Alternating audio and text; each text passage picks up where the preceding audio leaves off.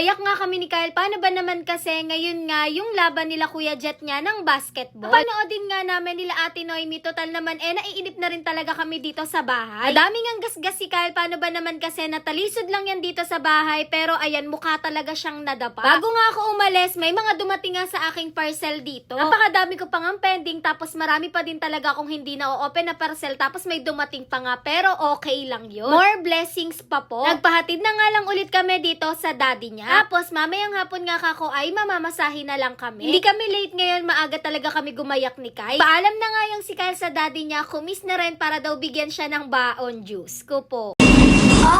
Sorry! Sorry kasi ikaw umayak.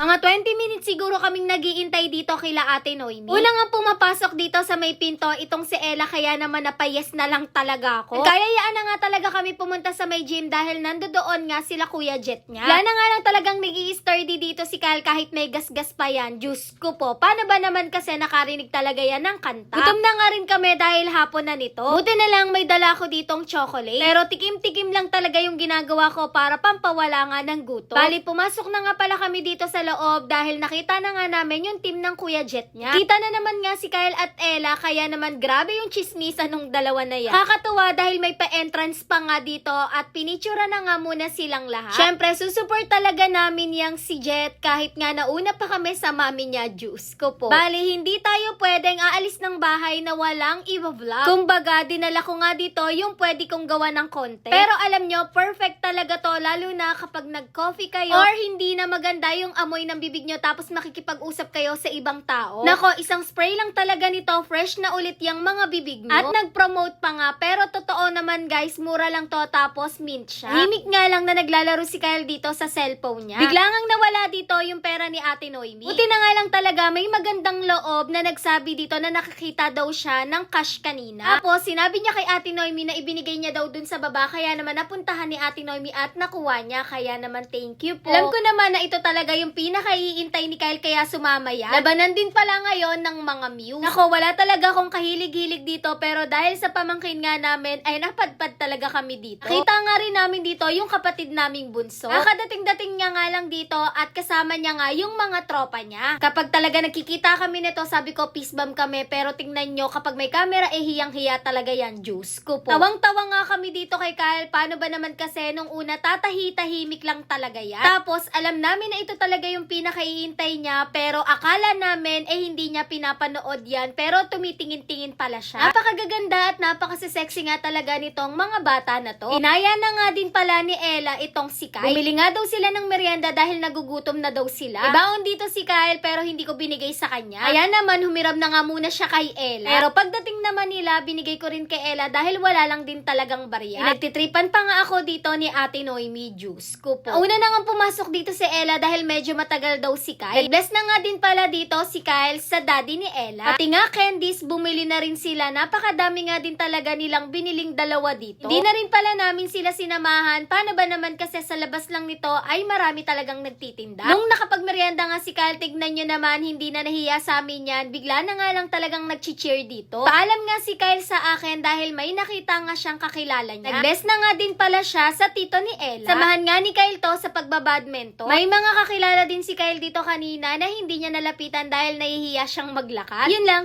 Thanks for watching. Bye-bye.